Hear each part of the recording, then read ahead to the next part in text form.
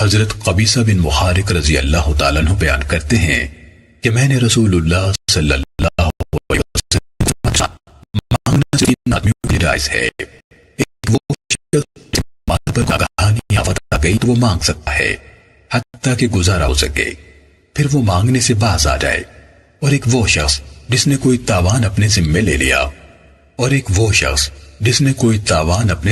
لیا وہ مانگ سکتا ہے حتیٰ کہ وہ تاوان کرے، پھر وہ مانگنے سے باز آ جائے. اور ایک وہ شخص جس کے قوم کے 3 سمجھدار معزز اشخاص اللہ تعالیٰ کے نام کی قسم اٹھائیں کہ فلاں شخص کی حالت یہ ہو گئی ہے کہ اس کے لیے مانگنا حلال ہو گیا ہے، تو وہ مانگ سکتا ہے حتیٰ کہ مناسب گزارا کر سکے، پھر وہ مانگنے سے باز آ جائے.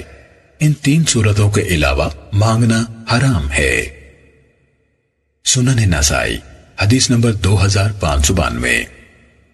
حضرت معاویہ رضی اللہ تعالیٰ عنہ سے روایت ہے، رسول اللہ صلی اللہ علیہ وسلم نے فرمایا، اصرار کر نہ مانگ کرو.